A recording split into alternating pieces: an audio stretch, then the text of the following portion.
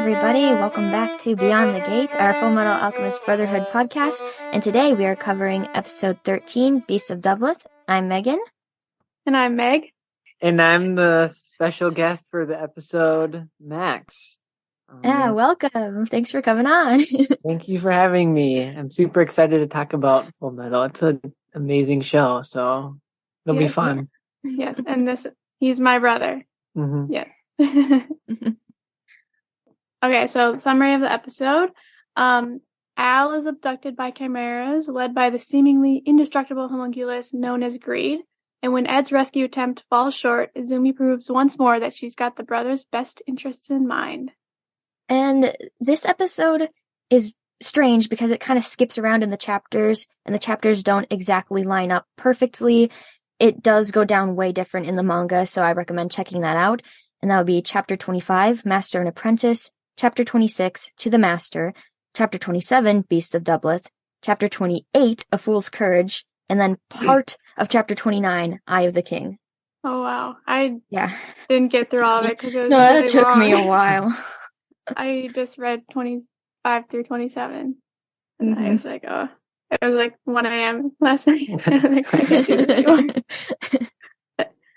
Okay, so a few questions for Max. So first, who is your favorite character in the show? Yeah, that's a good one. I was thinking about that a lot this week. I think I'm going to say a character that hasn't been introduced yet to the show. Olivier?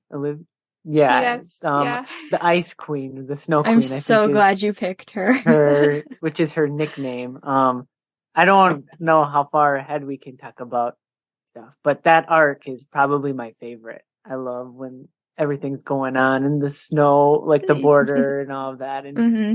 he's just you can talk about the future as long as it's vague. And if you say anything that's too much of a spoiler, we'll just cut it out.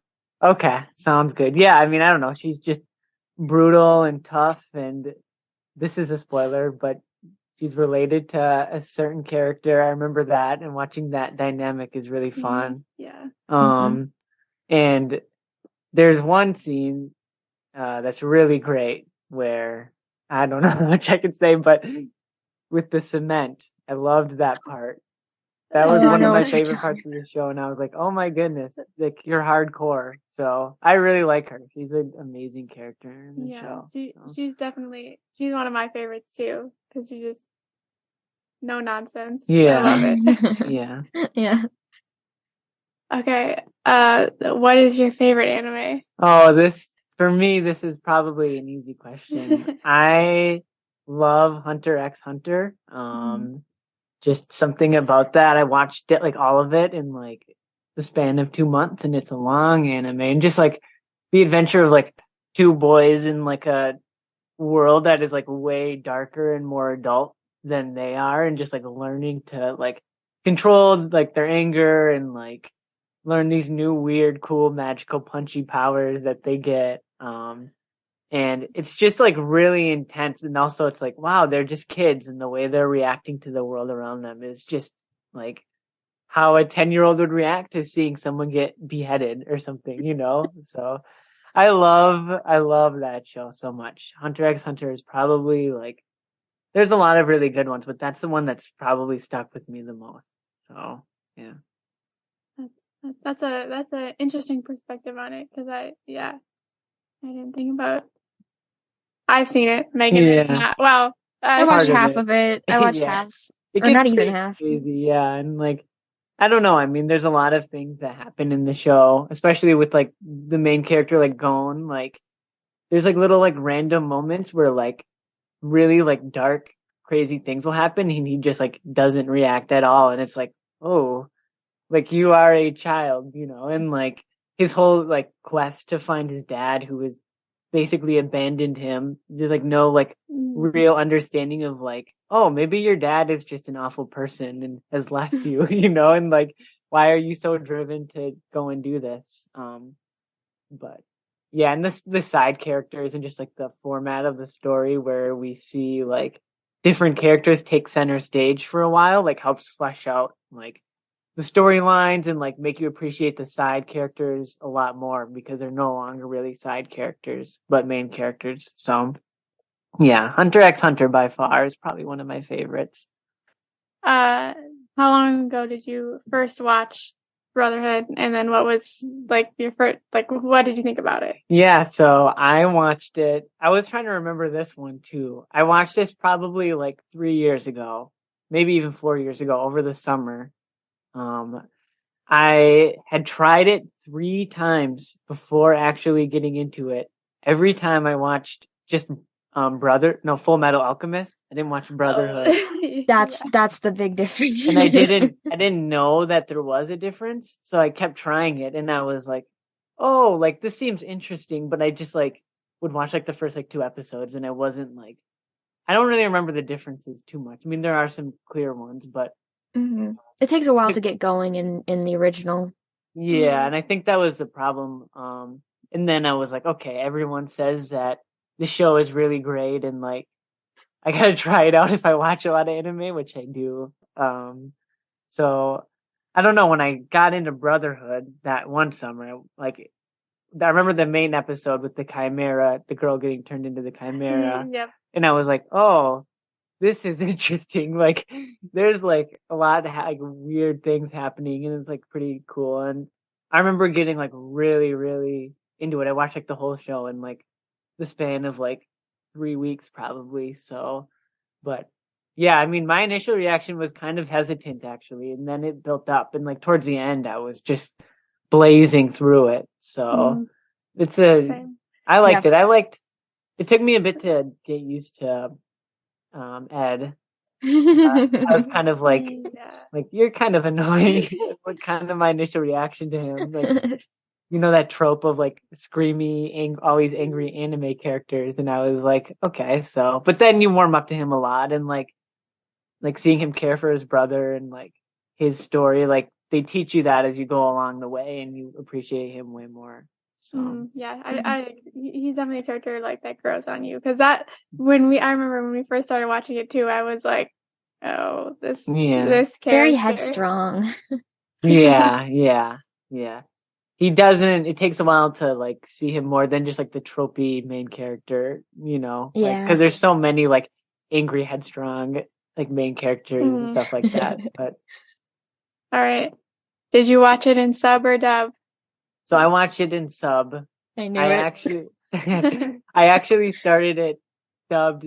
I watched it earlier today, and I was like, "Oh my goodness!" I was like, "I did not watch it like this." So I went back to my comfort. I think that there's value in both of like the areas. My argument for sub that I've always had is to like if I'm watching a newer show, I can watch episodes as they come out, which honestly I found isn't all that great because like I'd rather just watch it all at once. I've learned. Yeah. But you can still watch it earlier than dubbed. It still comes out like the whole season. And then early voice acting for anime was pretty rough. So there was just certain shows I started out with that I was like, ooh, I wish I had maybe like just watched it as it was like, you know, like originally done. But it's voice acting has gotten to the point for anime where like English, like there's actually a community for English voice actors that actually like know what they're doing a little bit better, and like translation is more smooth like overall. So yeah, I don't know. I think that there's value in both. It's just I've always been a subs guy. I started dubbed. I think I watched Attack on Titan dubbed. That was the first one, in Death Note. And then I moved on to subs after that. Yeah, I think that's a good way of explaining it. Like either way, you're getting a great story. So I think if you prefer sub, that's great. If you prefer dub, that's great too. Yeah, agreed. Yeah, for sure. That's all the questions we have for now. So we can just jump into the actual episode. So it starts out with they're like meeting with Izumi, and she like tells them that because of what they've done, they can't. She's gonna expel them. She can't accept what they did, and Ed just kind of accepts it. But he looks so super sad. Even in the manga, it's really sad. He's just like, yeah. And so then they go to the train station, and they're saying bye to Sig, and he tells them that they should come back because now they can actually like talk to her, because as like a peer instead of like as a master student relationship. And in the manga, not going to go into all of it, but if you read the manga, Sig does go a little more into Izumi's condition, her physical condition, and he expresses deep regret for not noticing sooner how low she was at, that she would try human transmutation. So you can see a little bit of his guilt and his love for the boys as well. So it's really, really sweet. So they decide to go back to Izumi and like make her talk to them about how they can get their bodies back. And at first she's like, she won't help them, and of course she does her usual, like tries to threatens them and whatever. And then she agrees, and well, I feel like her agreement is when she's like, "You idiot." Like, yeah, they're still the same kids that they were, when they begged her to teach them. Yeah. In the manga, you actually like, she's like looking at them when they're like begging her, and like she like sees them as little kids, and it's like that's cute. Yeah. Have they at this point in like the manga like talked about the actual like human transmutation part? Yeah. So that like just happened like in the manga, even though you like the second episode is when you find out about that. Okay. But here it's like just happened. Yeah. The payoff is a lot more impactful in the manga for finding out what they did. Mm-hmm. Then they're like talking about that thing, like what Izumi and Ed saw, and like how they're able to, do do alchemy without drawing a circle. And Al doesn't remember what happened, but like he probably did see the like what they called the truth. And Ed and Izumi even say he probably saw more, because like apparently, I don't know, I feel like they don't do like a super good job of explaining it, but like it seems like the more body parts you give up, like the more you see. So like he gave up his whole body, so they think that he saw like a lot more than what they did. Oh, and that's right, because Ed saw it twice, because he gave up his arm, because his leg was gone first, and then he gave up his arm to get Al back and saw it again. So Ed and Al might know more than Izumi at this point. Yeah, that's true. I didn't think about that. But then we have Izumi and Ed trying to scare Al, and they do like, I don't know, they look like they're like waving their arms. Yeah, they're like waving their arms, and I saw like a meme where it's like they look like Veggie Tales. Like, oh yeah, that's yeah. Sometimes it's funny. The show is like super serious, and then you have like that, which is off very, very frequently. And then, but Al, even though they're trying to scare him, he's like, I still want to see it, because he wants to get his body back, and he wants to help. But then they have to go eat dinner.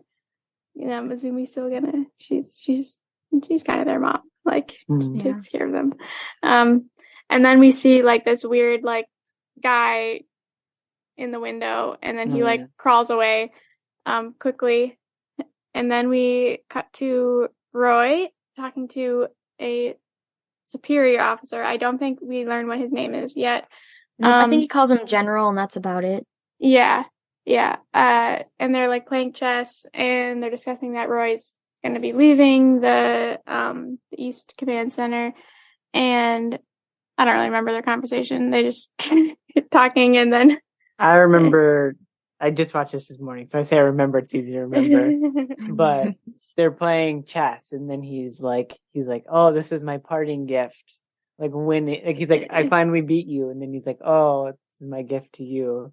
I don't know. They just have like a cute little relationship, and I remember the other general becomes a part of the show more later on. Yeah, that's right. Yep. He's not. I don't think he's a huge character ever, but I remember he is important, and like he's kind of seems to be part of like Roy's side of being like something's going on like over in the capital, and like I'm gonna be here. I understand like how serious this is and stuff. So it's kind Yeah, of like so a one of hint. the trusted allies he's got. Yeah, it's a hint. Yeah, for sure. So that pays off much later, I think. But I don't. Yeah, I was like, I've seen him before, but I can't remember. So Yeah. And then he asks for, he wants his crew to be transferred as well. And that is, we kind of talked about them earlier when we talked about the ranking, the military rankings. But that's Breda, Havoc, Fury, Fullman, and then Hawkeye. They're all going to be transferred with him. And it's funny because he's like, "Hey, you guys are coming with me," and everybody's like, "Yes," and Havoc's like, "Sir, I have a girlfriend," and he's like, "Dump her." Yeah. I like their introductions in the manga because before they get the message from Roy that they're going to be transferred to Central with him, you can each see them partaking in something that proves their skill set. Like, for example, Hawkeye's at the shooting range when she gets the message, and all the others are doing something where you can see, oh, this is why Roy wants them on their team. They've got skills and knowledge that he needs, and he trusts them. I love his crew, and like we haven't gotten to know them yet, but we will. We will. They're pretty awesome. Okay, and then we see Scar just like this actually made me laugh because he's just like pumping iron, like super intense. Like he looks, I don't know, for some reason, just like in this episode, he just like looked absolutely like buff and like jacked and like I was like, what the heck? But because he's still in that camp and he's like recovering from being attacked by lust and gluttony, and his master comes to visit him and he tries to tell him like, hey dude, you gotta, stop, and he tells him like, vengeance sows the seeds of further violence, and so he's just like, you're on the wrong path. But then their conversation kind of gets cut short because these guys like appear in the tent and they're like, oh, that's him, like got his classic scar, and they've come to like capture him and collect the bounty, which we saw that like he was wanted like in the train station, his picture was up, and then we see another guy, Yoki, who his picture was also up. We haven't met him yet this is the first time we meet him in the anime, but he was the guy from the mining town in the manga. The corrupt military official who was basically leeching money from the townspeople till Ed and Al stopped him. And he's just he's the most weaselly person you'll ever meet. I don't know. And they even reference like, I think they even reference the mining town in this, or that he wants to like get Ed and Al back. Yeah, he does. Which is interesting because like, I don't think they've mentioned it really at all in the anime. So if you don't know, like you hadn't read the manga, you're like, what is happening? Like, yeah, well, they have kind of like this brief sort of later in the series. I remember they have a brief catch-up scene to show what really happened. But all the information they give you right now is that Ed and Al did something and he's mad at them, and he's probably in the wrong because he's just so slimy and weird and mean. And then Scar just like kills the two dudes and runs away. And he says it's like too late for him to turn back now. This was sad because like the little kid that like you've seen before, like he just kills those people like right in front of him, and the kid looks like so like, what is happening? This little town that Scar's been harbored in is full of refugees, whether they're Ishvalan or just people who are down on their luck. So this little community welcomed him, even though they knew that he was wanted, and they're trying to show him love, and his master, who is also a refugee, is trying to tell him that violence won't solve anything, and yet he does this, kills these two outsiders who came in, and he just kind of, he's beyond reasoning with at this point. Although he does spare Yoki, so maybe that's something, but that's not much. You probably didn't think he was worth killing. Nope. Yeah, I would say two parts from that is one is just the idea of his master being like, vengeance isn't the answer because like the Ishvalan people got the rawest end of the deal out of everything. Like I remember later on when you kind of hear of their fate a little more in depth, it's like, or like what had happened to them. It's like, oh my goodness, I guess I would feel probably the exact same way, like, Yeah. Like it's interesting that they're like amidst all of this, they're still like a fairly peaceful people. Like that's kind of cool. And then Scar is like the opposite of that. Like he like blows the one guy's arm off, and then he holds the other guy by the mouth, and he's like, "I'll give you a second to pray," and then he just electrocutes him or whatever they do, and it kills him. And it's like, huh? He turns his insides into outsides. Yeah. Yeah. Yeah, but I thought that was like interesting to see that, like the difference between him and his people. Like, they're not all these bloodthirsty killers, kind of, essentially. Yeah, that's kind of interesting because, like, you would think like he's the one that's like acting rationally, like, but all of his people are like, no, they're just trying to live their lives. Yeah.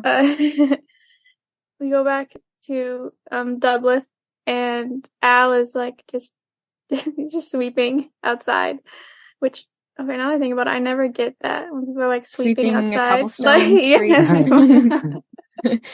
Why are they doing that? Good point. The dust is just gonna blow away in the wind. But then like somebody or like a piece of crumpled paper appears, and we see like it was like that same weird guy that was at the window, and Al reads it, and he leaves, and he goes to like this alley, and there's these bunch of people waiting for him outside of the Devil's Nest.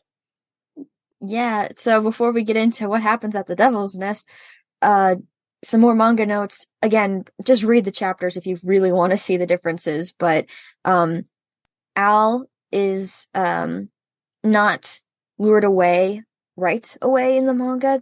He and Ed first have a chase scene with that strange guy who threw the piece of paper. So he actually meets both Ed and Al, and they try to catch him, and he gets away. And in the manga, Ed, after that, isn't present to be with Al, because Ed has to go complete his yearly state alchemist assessment, which we have heard of before, that the alchemists have to do a yearly assessment. So he leaves Dublith for a while, and that's why he's not around to help Al out in the manga. In the anime, I think he's just off with Izumi, helping her in the house or whatever he's up to. Yeah, it is pretty different, which surprised me. Just like a lot happens in the manga. In the anime, he's also sweeping. Yeah, he is. He's also sweeping outside, so Izumi must really like a clean house, a clean front road. Yeah. That was kind of funny. I remember that. Yeah. Okay. So then there's these weird people, like waiting for Al, and it's funny because like they're like, okay, kid, like you should come with us, and like you should do what you want to do, and they're like asking like, how old are you? And he's like 14, and like, well, that's old enough to think for yourself, and I love it because he kicks the one guy in the face, and he's like, I thought it over, and I don't want to go with strangers. Yeah, it's like not to go with strangers. And then I don't know, Al's kind of, he kicks a dude in the face, and then he like face palms him, and but then like the woman that is there, she like jumps in inside of his armor, and like you kind of see like she like stretches herself, and like it kind of, she doesn't like immobilize him, but she's like, yeah, she's in him to stop him from moving around so much, so that one of her buddies can grab him and hold him down. Yeah, there's like the kind of big beefy dude grabs him, and we then this other guy appears, and he introduces himself as Greed, and Al, he's like, oh, you people aren't human, and Greed's like, no, they're not, they're chimeras, and they work for me. And then that's like and we cut to the cards. Yeah. And on the cards, you like actually see the people's names, which they are actually different in the manga, I noticed. I think that's a translation error. I know there's an updated version of the manga with a better translation to it, but those are the expensive books, so I'm going to keep reading the translation I've got. Yeah, so like the big dude, his name is Roa, and then the guy that was like following them around is Beto, and then the girl is Martel, and then the guy that Alec kicks in the face is okay, I don't know how to say his name, but like Dulceto or something. Dulceto. Yeah, I suppose that's right. So Roa's a cow chimera, Vito's a lizard chimera, Martel's a snake, and Dulceto's a dog. I don't know why I love Dulceto so much, because as soon as he said dog, I was like, oh, that's so cute. Yeah, and then there's like one other guy who's an alligator, but I don't think they don't name them. Yeah. Then we like go inside of the devil's nest, and Al like he doesn't believe in chimeras because like he saw what happened to Nina. Like he's like, oh, it's not possible to make chimeras, and Greed is like he's like, can't believe everything the government says. And then he introduces his buddies, which we just did. And they're chimeras. It's kind of in the manga. It's kind of, I don't know. They focus on them a little bit more, or like they say nice things about them. Like they're kind of like all outcasts, and they're kind of like this. They're all buddies. That came together. Yeah.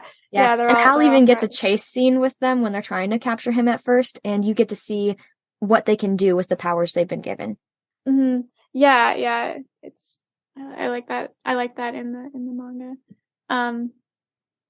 And so they're like, talking to Al, and Greed, he tells him that he's a homunculus, which that's the first time we hear this word in the anime.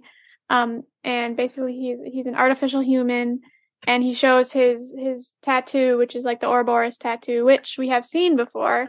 Yep. Both lust and gluttony. And did we see it on Envy? Yep, on his leg. So they all also have that tattoo, and so that kind of tells got a name for them. yes, they are homunculi. Yes. And he kind of proves it by the big dude like cuts his head off. Yeah. And Al's like horrified, like, why did you do that to your friend? And Greed just holds a finger up and waits till he regenerates. Like, and then which is super cool. Like all like you like see like the muscle and the skin like all like coming like reforming. I love animation like that. Yeah, it's so cool. He regenerates. Al is obviously shocked, and it's really cool because when he's regenerating his bones, his muscle fibers, everything, you see like this red lightning, and it looks like the same lightning that is on Envy when he, changes into other people. Mm-hmm. And he gets up, kind of like cracks his neck a little bit, and he's good as new. And he says something like, "Oh, and that's once I've died." And, of course, Al is like, "How is this possible? Homunculi aren't supposed to be, real. It's just a theory." Mm-hmm. And it's technically human transmutation as well, so it's not supposed to even, be tested. And I liked Greed's comeback in the manga. He said, "There's no such thing as no such thing." I like it. So Greed, the reason why he captured Al is because he's searching for immortality, and Al is, a soul bonded to a suit of armor. So like he's immortal. And I don't know. I don't get Greed because he's already 200 years old. And so it's like, and like he looks fine. And so he's Greed. And so he wants everything. So he like wants all the women. He wants all the money. He wants all the power, and he wants, I guess, all the life. Yeah. Which homunculi, that proves that they're not actually immortal. They're just sturdy, or however he phrased it. I know, durable. Yeah, I don't remember what he said exactly. But said something like, "I'm more durable than the average human." Yeah. So he's trying to figure out how to be immortal. He asks Al about it, but Al, like, he already said he doesn't remember anything. and they need to talk to the person who transmuted his soul. Yeah, and again, differences between manga and anime. In the manga, Al actually does try to use alchemy to escape. Like, his hands are bound, but he has somehow a piece of chalk. Maybe he got it from that little pocket on his armor. But it's not really effective against greed. So you can really see how powerful greed is, and that he actually is in danger here. Mm-hmm. Yeah. Okay, let me get back to what Ed's been up to. Now we get to see Ed again. He's just wandering the streets searching for Al. And then we see Beto, which is the lizard guy, and he tells Ed he knows where Al is, and he wants to exchange information for the location of Al, but then Ed just like beats him up. And he finds Al. And I like what he says, like, it never crossed my mind that a 7-foot tall suit of armor could be kidnapped, which is true. Yeah, it's kind of funny. And Al like immediately tells Ed that greed is a homunculus. And Ed asks him about, I don't think he knows their names yet, but he asks him about lust and envy. And greed like knows them, but he doesn't keep in touch. Like he doesn't, they're not buddies. And then he tries to reason with Ed. He proposes an equivalent exchange of information. Basically, Ed tells him how to transmute a soul, and Greed will tell him about the homunculi, basically, and like what he wants to know. But then he makes an error. He calls Al's body perfect, and that like sets Ed off. He gets so angry. He starts like ranting, and it is one of those moments where he's like just like a super angry dude, but like he's like defending his brother, and it's super funny. Because like even his, I don't know if you noticed, but his like uvula in the back of his mouth was like looked like him. Oh really? He looked like a little screaming Ed. Yeah. I didn't see that. Yeah, and like his eyes like get smaller and smaller. He said he calls I was like, you scum, and then you see Al's face in the back. He just like, oh. Like, what's happening? Well, brothers on one of them. Yeah. And then Greed's like, okay, well, we're gonna do this the hard way then. And the Dosetto, the dog, he tries to fight Ed, but he just like beats him up real good. And so Greed is like, all right, I'm gonna have to take on this fight. And so he tells the chimeras to take Al. Oh, okay. My like fighting notes are kind of like gibberish. So, and so then Greed and Ed start fighting, which honestly, I think this is probably one of my favorite fights in the anime. Like, it's pretty good. When we got to this episode, the first watch through we ever did, I think my mouth was dangling open for like the whole last half of this. Yeah, it's pretty good. And I like in this one, like, he's not just like doing alchemy. He's like also like, it's also hand-to-hand combat. Like he's like switching off between the two. So he like makes stairs and he like runs up them and like punches Greed. And then, he like makes his arm sword thing. But then Greed, he has this ultimate shield is what he calls it. And it's like I think he just does his hands at first, and it like, or like his arms, and it like turns like black. Yeah. And like Ed tries to hit him, and it's like it doesn't do anything. And it's super cool. One of my favorite things. This is my favorite part of the fight. Is Megan called this the Black Widow move, when like Ed like jumps and he like puts his legs around Greed's neck and like slams him down. Lifts him down. Yeah, that's like probably that's my favorite part of it. I was gonna say one thing, like going back to the stairs, is like they do that move like almost every fight scene, like someone's running up alchemy stairs. Like Yeah. it's like that's like before watching this show and like getting back into it. Like that was like a clear memory. Is like every fight, like he's running on like the concrete stairs that he builds, and like it's cool because it adds to like the verticality, I guess, of the fight scenes. Like it's just like one more like layer of stuff. But when he had the stairs, I was like, oh yeah, this is a Full Metal fight. I also think I just thought of this. It's probably because he's short, so he can't Yeah. even like he has to go up yeah. the stairs to like get up, punch him in the face. He has That's to actually use a a little good step insight. stool.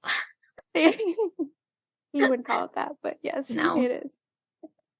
Yeah. And then Greed is like, oh, you're one of those guys. You're one of those guys who like if they make fun of you, or like threaten you, you're like whatever. But then if you threaten their family, then you're gonna fight them, go after them. Which I would say for the most part is true, except when he gets called short. He like Yeah. There's only so much insult he can take to that Yeah. particular area before he goes nuts. As in about zero. Yeah. Yes. He has Yeah. no tolerance for being called short and ever. Yeah. But on the other hand, it is a fair assessment of Ed's personality because he'll give a bunch of sass and like verbal comebacks for any insults to himself. But if you direct that at Al or even Izumi or somebody he cares a great deal about, things will get physically violent really fast. Yeah, or it just reminded me of like I think it's episode 5 when they're fighting Scar. Like he was like so quick to be like, all right, you can like kill me, but like leave my family alone. Yeah. It's kind of like the same thing. Which also, okay, that just reminded me. They don't ever explain, or like I don't know if they explain in the anime like how Greed knew about Al. Like they just know that he's just a soul attached to a suit of armor, and the reason that they know is because of the fight with Scar. Because in the when they fight, like everybody there like finds out in the manga they explain that everybody finds out that Ed has prosthetic limbs and Al is just has no body. And they tried to keep it hush hush, like they told everybody there like not to say anything, but it's like it got out and people know that he has no body. So I thought that was interesting, and that I was actually wondering that. I was like, wow, he just seems like to know everything. And that's why they're fighting, and right at like kind of before we get to the next scene, like his whole body turns into his ultimate shield, and he's like, I usually don't do this because it obscures my handsome face. Then we go to Izumi, and she's like, where are the boys? And she finds the broom sitting outside, and she's like, she gets angry that they left it out, so she's gonna go find them. And actually, we finally get to meet Mason, who we mentioned in the last episode, or yeah, it was the last episode, wasn't it? Yeah, it was. Yeah, and we were so sad we didn't get to see him, but he shows up in this episode. Doesn't get named or anything, but he does get to speak, and he is voiced by the guy who voiced him in 2003, which is great. But he tells Izumi where they went, in a general sense. Yeah, and you probably don't even know who Mason is because when they were like training on the island, Izumi actually like sent a guy there to watch over them, and he was like fighting them, giving him a challenge. Yeah, he's like, giving them a challenge on the island, so they weren't just like trying to survive on the island by themselves. There was like another guy there, like he was fighting them, but then also like keeping an eye out for them. Yeah. And he actually like works for Izumi and Sig in the manga. But yeah, they don't even name him, but that's who that is. And so we go back to the fight, and Ed he's beaten pretty bad, and Greed is like, you can't win this, basically. But Ed said, you've given me time to think. And so he like comes at Greed again.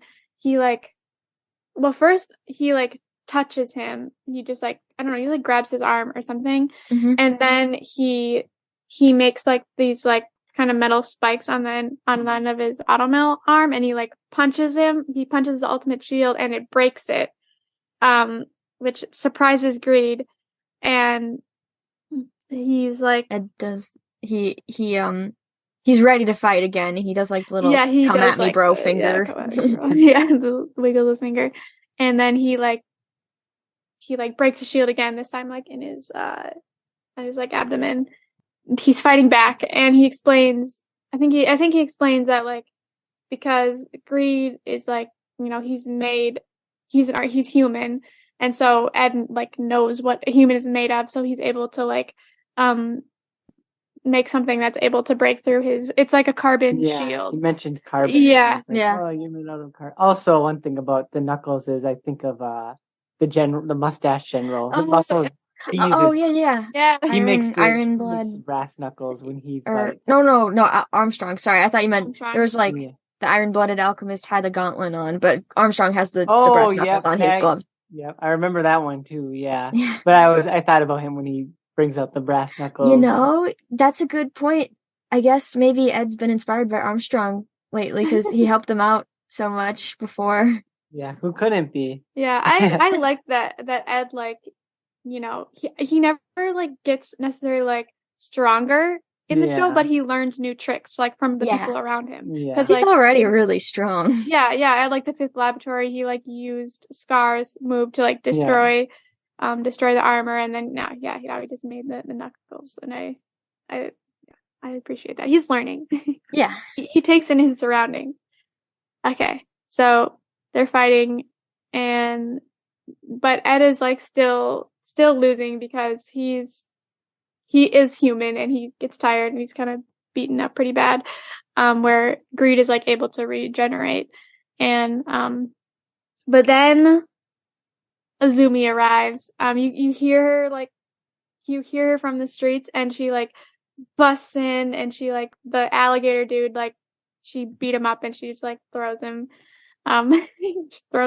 She throws him at Ed, and she's like, "You didn't put away the broom."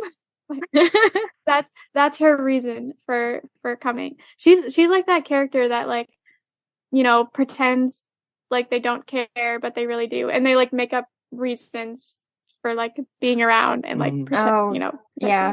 There's another character that I know that I don't think in the show, but there's other characters. Well, there's Senku from Dr. Oh Stone. yeah, he does that too. He's like, oh, it's the logical thing to do. Like, even though it's like, bro, like you care about your friends. Like, and which I would add in that too. I'm gonna go back to Hunter x Hunter. Like Kilo was like that. Like he just follows going around, and he's always like, "Well, I like would hate to leave you. I don't want to be bored or something." That's how I always saw it. Yeah. In the few episodes, in like the half of the show that I actually watched, I could definitely see that personality in him. Yeah. I think that's kind of a trope. Yeah. So then after she like throws the dude at Ed, and Ed's like out now, like he's like, I'm done. She thanks Greed. She's like, thanks for giving him exercise. He needs it. And Greed he's like, oh, it's no fun fighting a woman. But then she like kicks him right in the face, and I think she breaks his shield. Like she already knows. Like I'm assuming that she heard Ed, or she saw, you know, what was happening. Yeah, yeah, she actually says, she's like, I heard your previous conversation in the hallway. Yeah. She had gotten that. Yeah, and then Greed's like, who are you? My favorite. The way she says it is amazing. I'm a housewife. She like bellows it though. I can't even come close to what she does. Yeah. And then that's the end of the episode. The fight's not over. Right. So, before I get into the voice acting notes, one more manga note. Again, way different, but Izumi is actually the one to show up before Ed does to fight Greed in the manga, because Ed's still at the State Alchemist assessment. she and Sig beat up the guys outside of the Devil's Nest, and she storms her way right in to rescue Al. But, you know, this is her first time dealing with greed, and she doesn't have the prior knowledge of how to defeat him. So in the manga, she gets defeated, and Al assures her that it's okay, and she can like go home and get Ed. Like, Al tells her to go get Ed because, you know, that Ed is who Greed wants to give him the information. So she sends Ed back later to fight Greed. And that's when a lot of the same things go down, but yet it's still not one for one with the anime. It's very interesting how much they changed. And I assume they did that just to speed up the storyline because there's only so much time you've got. Yeah. But anyway, now we can get into voice acting. So Greed, the Greed we meet right here in Dublith is played by Chris Patton, who is also Toru Oikawa from Haikyuu, Linhart and Cliff from Fire Emblem.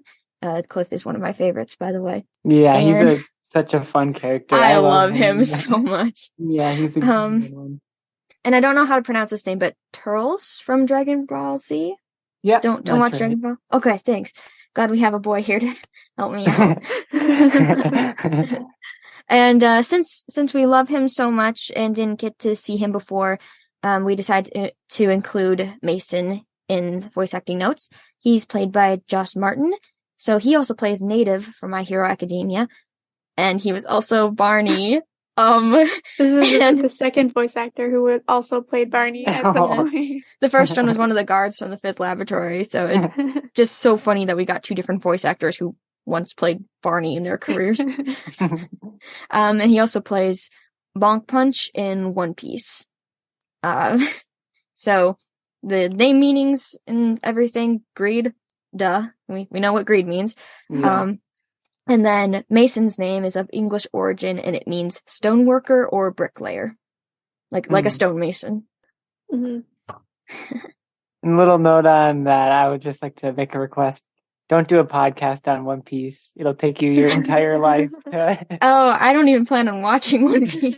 I don't have time. Your entire life to get through like half of it. But have you watched any of it? That one's too daunting for me. That and Bleach are just like, they're probably Bleach. Good. Everyone, like, people like them for a reason, but those are ones that I won't touch. I did Dragon Ball, all Dragon Ball Z and Super, and that took something from me. Mostly time, but you learn a lot of patience when you watch like a 700 episode show, you know, but One Piece is like, I can't even imagine what it's like to do it, but it's also good. Just because it's long doesn't mean it's bad. Yeah. But anyways, that was my only note on that. Nice. One Piece podcast would be a lifetime of content. Yeah, honestly, I bet there is a One Piece podcast. Oh yeah. Oh, definitely, yeah. Some extra things we've got. So the things we were trying to track. Yeah, which we have been really terrible about it so far. We'll try to get that tally in sometime. But we actually had things to track this episode. One of those things was whenever Ed destroys his gloves, he did rip apart his right glove when he made his arm blade in this episode. And another thing we wanted to track, but we couldn't talk about before because it would have been a spoiler, was every time a homunculus dies. So now that we know what a homunculus is, we can track that. Greed died once. The other times that Ed injured him, he was just injured and he was able to heal, so we don't count that as dying. But when his friend lopped his head off, he did say that he died once. And then we also know that Lust has died once because Hughes, before what happened to Hughes happened, he was able to throw one of his knives and he landed a hit to her head, so she would have died from that. Yeah. And animation. Yeah. Yes. The animation, the fight scenes are so good. We got some really great angles, and they even went into slow-mo when we needed to see the action happening. Like when Ed jumped and like twisted around midair, that was a really cool slow-mo shot. Otherwise, everything was very quick and precise, and fight scenes are very hard to animate, so I was very impressed. And the animation was really cool when Greed healed himself as well. Like when you see the bone forming, then the tissue, then the muscle. It is gross, but it's also just really fascinating. And you have to know anatomy to do that correctly in animation.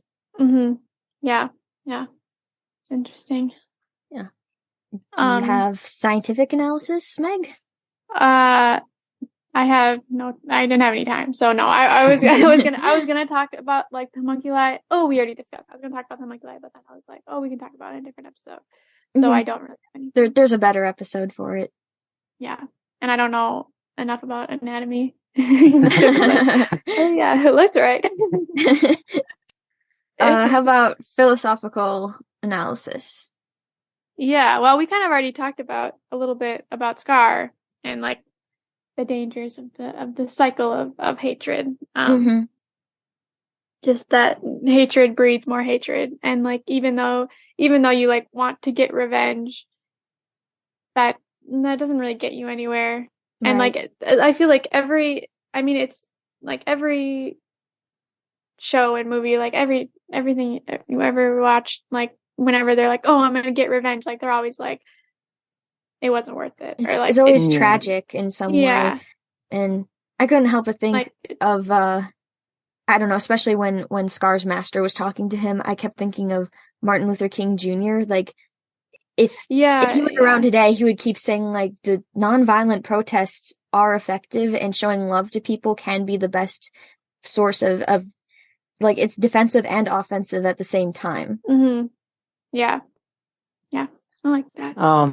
One thing I'm gonna squeeze in because I don't know if this is philosophical exactly about putting it in.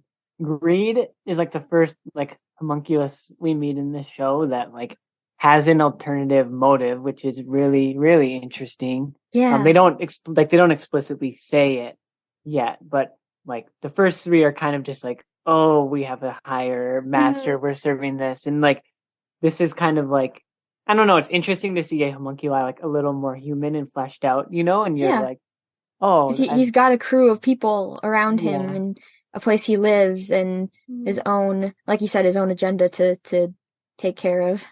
Yeah, and he definitely like, there's some really interesting ones we meet later, but he's like definitely like the most like fun homunculi personally to like be around and like watch. I do enjoy his character quite a bit. I think he is my favorite. Sorry, Megan, even more than Envy. That's okay. That's okay. Yeah. It's nice to see like when shows like try to flesh out villains a little bit because like especially in anime it's easy to be like, I'm going to destroy the world, and it's just like, oh well, another why? one of those. I feel like that's one thing, at least all the animes that I've watched so far, like most of them have had pretty good villains that like you actually get to see their backstory, which is sad. Usually it's always sad, but that's how you see where they're coming from, like and you see like how people's tragic backstories can turn into like hatred and violence. Like you don't usually see people who have nice upbringings and quote unquote perfect life. Like you don't see them turn villains normally. Not I feel like there are some that are maybe like that, or like people that like their life was really nice, but then they just like they got in their head like, okay, this nothing to do with it, but that always like reminds me of like in Meet the Robinson with the bad guy when he's like explaining his backstory and everyone hated me. Yeah, he's like at school like, hey Goob, you want to come over after school? And he's like, everyone loved hated me. It's all about perception sometimes, because he had one bad thing happen to him which showed how cruel some people could be, and he translated that over to his entire life. Plus he was an orphan, so he felt like he had no one to really turn to, but he's the one who sabotaged his own life in that movie. Yeah. So that's a good call back to that movie.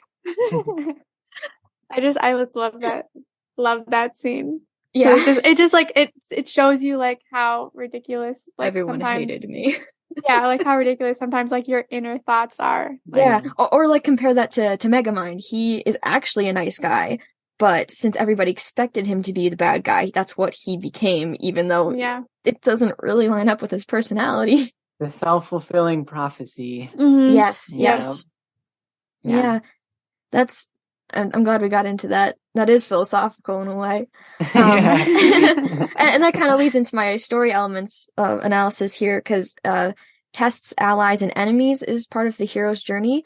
So characters meet others who will either prove friend or foe, and who challenge them in unique ways. So they can bring out personality traits of them, or lead them down a better path or a worse path. So I definitely think like in this one, like we've kind of already seen it, but like Ed is very protective of Al, but then Azumi is also very protective of Ed and Al. I think we see that in this. So even though Greed can be considered an enemy, he's bringing out some of the best qualities of Ed and Azumi, which is their protective natures. Yeah. All right. That was like the end of the episode. So now we're going to do our little outro. So usually we share our favorite lines of the episode. I don't know if you had one or not. It doesn't have to be like, word for word. If you just like. I have ideas, but I don't know if I have any deeper tenses. We can go, well, ours are funny or not fun or mine serious. Yeah. Okay. It doesn't matter. But we can go first. So Megan, what was your favorite quote? Yeah, mine was when the chimeras are talking to Al, and they're like, "Oh, you're 14, isn't that old enough to decide for yourself?" And Al says, "So I thought it over for myself, and I decided I should just make you tell me what I want to know." He's so sassy. Yeah, we don't get to see him be sassy too often, but I love it. I love it when he is. Yeah. And then mine was when Greed and Ed were fighting, and Greed is like, "You're chock full of piss and vinegar." Yeah, an apt description of Ed. Yeah. I'll say mine are. I have two that I thought were funny, just for different reasons. And the first one was when Scar grabs the guy's face and he's like, "I'll give you time to pray." And it's just like so edgy and ridiculous. And then like, I don't know, when I first watched, I was like, "Oh, that's intense." And now it's watching, I'm like, "Oh, that's kind of goofy." And then the ending of the episode when she's like, "I'm a housewife," and then it just like cuts out. Like the show's just over, and you're like, amazing. This is kind of a fun little way to end the episode. Yeah, it definitely is. I love that. It made me laugh. Okay, so what did we learn in the episode? And if you have something else you want to add, you can. Yeah. So we had two little morals of the story to take away. The first is from Al, think for yourself. And then the second is from Ed, and that's take time to think. Because he is very instinctive and like, prone to anger. So when he actually takes a moment to breathe, to think through a plan, that's when, stuff gets going and he can actually achieve what he wants to achieve. Yep. I don't know if I have any big ones. I mean, don't do human alchemy. That doesn't usually turn out very well for anyone that's involved. And like we were talking earlier about the homunculi, and how they're like, bad guys aren't all one-dimensional, like we're talking about the story of that. And I think that's something like, and like actually this is the first time where Ed is, like we talked about rushing, I think just now, like Ed is the one that rushes into violence. Like the homunculi is like, let's just make a deal. And I thought that was interesting to see like the main character be the one kind of the problem. I mean, not that Greed wasn't like willing to fight. Yeah, and he also kidnapped Al. He did kidnap him, but also like it's interesting to have seen like if the route had gone the other way. It's like, okay, yeah, because at the end, like Greed's motives are selfish, of course, but not like necessarily super harmful that we know. I didn't think about that. Like he never was like fight first, like that was his first instinct. He didn't want to threaten their lives, it seemed like, because I think he did tell one of his chimera friends, he tells him not said to like kill don't kill him. But he's willing to hurt them though, and that's the main problem here. Yep. All right, and then who pushed the story forward in this episode? Well, Greed did because, one, he provided a lot of information that's very important to know for this storyline, and he's willing to cut a deal with the Alarics. They should comply with him, maybe even join his little group here. But two, he's just, I don't know. He was not the instigator of the fight, as we said. Ed was kind of the one who did that, but that fight was amazing, and without him, it wouldn't have happened. And we saw some cool new powers being unleashed. So Greed really pushed this story forward in the episode. Mm-hmm. Yeah, he's one of my favorites. I think that's all we have for this episode. Thanks, Max, for coming on. Thank you so much. A good time. Thanks for having me. It's fun to talk about things, and this is a show that's worth talking about. So Yeah, I enjoyed that a lot, and looking into it and revisiting a show I haven't watched in a while. So watching the episode recently, I was like, oh my goodness, I liked this show a lot. This is a good one. Yeah. Fun to talk about. All right. Well, we will see you guys next week. I never know what to say. Like, see, because we don't hear them, but you will hear us next week. All right. Bye. Bye. Bye.